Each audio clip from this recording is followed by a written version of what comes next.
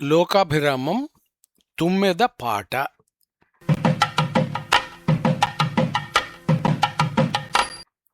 శిశుర్వేత్తి పశుర్వేత్తి వేత్తి గానరసం ఫణిహి అని ఒక మాట. చిన్నపిల్లలకు కూడా పాట రుచి తెలుస్తుంది. పశువులు పాట వింటాయి, పాములు పాట వింటాయి అంటుంది ఈ సూక్తి. కొంతమంది పండితులు శిశువు అంటే కుమారస్వామి, పశువు అంటే నందీశ్వరుడు, పాము అంటే ఆదిశేషుడు అని వ్యాఖ్యానాలు చెప్పారు. నేను అటువైపు వెళ్ళడం లేదు. చిన్నపిల్లలకు పాట అంటే ఒక కమ్మని చప్పుడు.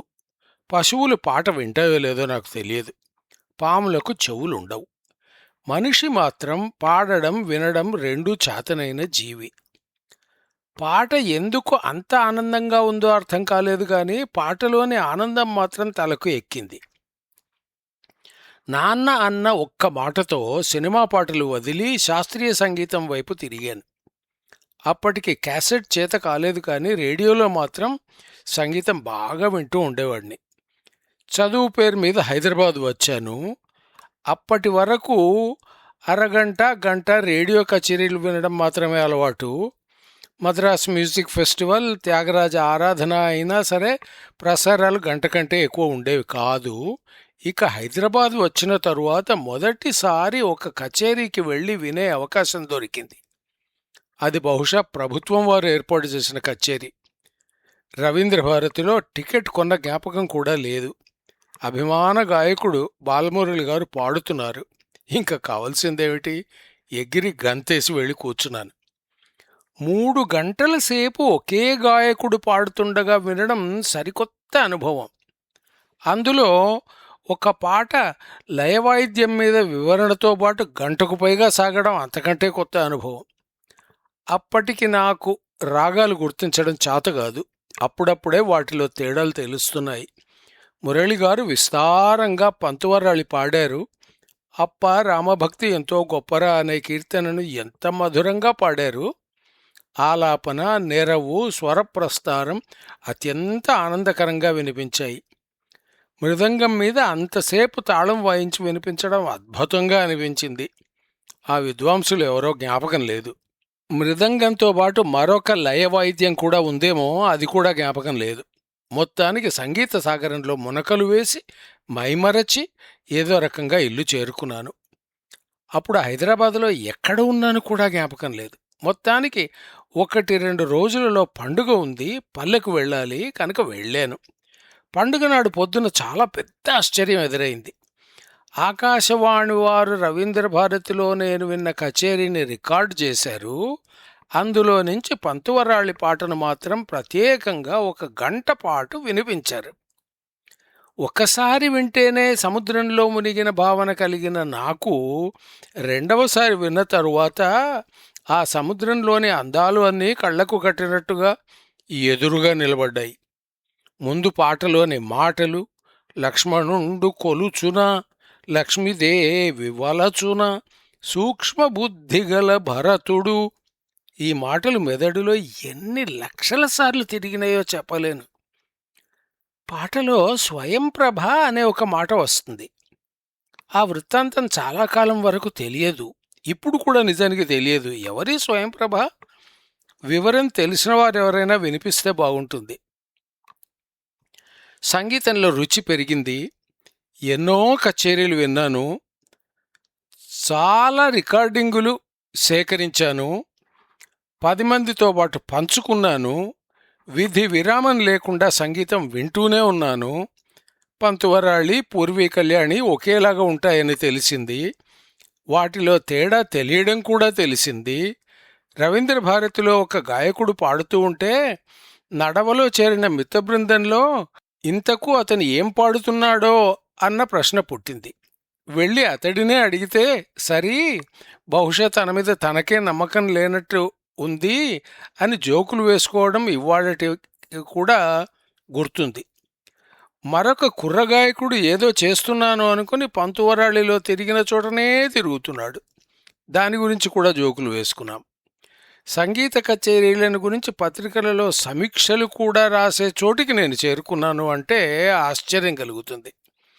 చెన్నైలో జరిగిన సంగీత సభలలో కూడా పాట ముగిసిన తర్వాత రంగస్థలం మీదకు వెళ్ళి మాట్లాడిన అనుభవం వింతగా ఉంటుంది. నేను శ్రోతగానే ఉండిపోవాలని నా కోరిక. పల్లెలో రాత్రిపూట రేడియోలో రకరకాల స్టేషన్లు పలికేవి. పట్నంలో భవనాల కారణంగా, వాడుతున్న కరెంటు కారణంగా అక్కడి స్టేషన్లే సరిగ్గా వినిపించవు. పల్లెలో వింటున్నప్పుడు మధ్యరాత్రి ఒక కన్నడ పాట విన్నాను. అది మనసులో నాటుకుపోయింది. పాడిన మనిషి మల్లికార్జున మన్సూర్. అది మాత్రం గుర్తుంది. ఆ పాట కోసం ఎక్కడ వెతికినా మళ్ళీ దొరకలేదు. బెంగుళూరు వెళ్ళినప్పుడు కూడా ఎంతో మందిని అడిగాను, దుకాణాలలో అడిగాను, అయినా దొరకలేదు. సంవత్సరాలు గడిచాయి. పాటలో మొదటి 2 వరుసలు తప్ప మరొకటి జ్ఞాపకం లేదు. కానీ అందులోని కమ్మదనం మెదడులో లోతుగా నాటుకుపోయింది. అక్క కేళవ్వ నానొందు కణసు కండేనే అన్నవి ఆ పల్లవి మాటలు. ఇందులోనే ఆ గాయకుడు చూపించిన మలుపులు మళ్లీ మళ్లీ మెదడులో సుడులు తిరిగాయి. చాలా కాలం తరువాత ఒక వెబ్సైట్లో పాట దొరికింది. పర్రీకర్ ఒక సంగీతాభిమాని తన వద్ద ఉన్న సంగీతాన్ని మొత్తం ఈ సైట్లో అందజేస్తాడు. అయితే ఆ సంగీతం గురించి వ్యాసాలు రాశాడు. సందర్భానికి తగినట్టు అక్కడక్కడ తగిన పాటలకు లింకులు ఇస్తాడు. అటువంటి లింకులో ఒక చోట అక్క కేళవ పాట కూడా ఉంది. లింకు నొక్కితే ఒకసారి పాట వినొచ్చు, అంతే. కానీ కంప్యూటర్లో కొంత లోతుపాతులు తెలిసిన నేను ఆ పాట ఉన్న చోటు కూడా కనుగొన్నాను. పాటలు నా కంప్యూటర్లోకి దించుకున్నాను. దాన్ని అందరికీ తెలిసిన MP3 అనే పద్ధతికి మార్చాను. అప్పట్లో డాక్యుమెంట్లు, పాటలు దాచుకోవడానికి ఈ స్నిప్స్ అనే ఒక సైట్ ఉండేది. అందులోకి ఈ పాట కూడా ఎక్కించాను. ఆ సైట్లో నేను పెట్టిన చాలా పాటలు 100 మంది విన్నారు. అక్కకేళవ పాటను నేను 100 సార్లు విన్నాను. అక్క మహాదేవి కన్నడంలో వచనాలు రాసిన ప్రసిద్ధ భక్తురాలు. చెన్నమల్లికార్జున దేవునికి తనను తాను అంకితం చేసుకున్నది. ఆయనను పెళ్లాడినట్టు భావించింది. ఈ పాటలో దేవుడు తనకు కలలో కనిపించాడు అని ఆమె తన అక్కకు చెబుతున్నది. చిన్న చిన్న జడలతో చెన్నమల్లికార్జునుడు భిక్షకు రాగా చూచానమ్మా అంటుంది అక్కమ్మ. బియ్యం, వక్కలు, కొబ్బరికాయ కనిపించాయి అంటుంది. అవన్నీ శుభలక్షణాలు. అయితే చిన్నపిల్లవాడుగా కనిపించిన మల్లికార్జునుడు కలలో పారిపోయాడు. ఆయనను పట్టుకోవాలి. అది తపన. నేను పాలమూరు అనే మహబూబ్ నగర్ వాడిని. కన్నడ కొంత అర్థం అవుతుంది, కానీ పాటల్లోని లోతు తెలిసేటంత అర్థం కాలేదు. వెతికి ఈ పాట అర్థాన్ని పట్టుకున్నాను. కొంతకాలానికి ఒక పుస్తకం దొరికింది. కన్నడ వచన సాహిత్యం గురించి ఆ పుస్తకంలో విశదంగా రాశారు. అంశం మీద నాకు చాలా అభిమానం మొదలైంది.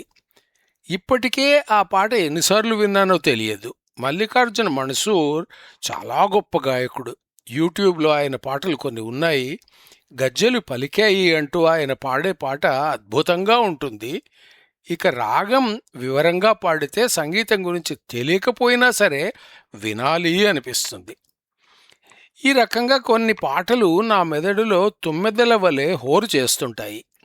అది కొన్ని రోజుల పాటు కొనసాగుతుంది. అటువంటి పాటలలో ఇంకొకటి తమిళంలో ఉంటుంది. గాయకుని పేరు దండపాణి దేశిగర్. పాట రచయిత భారతీదాసన్.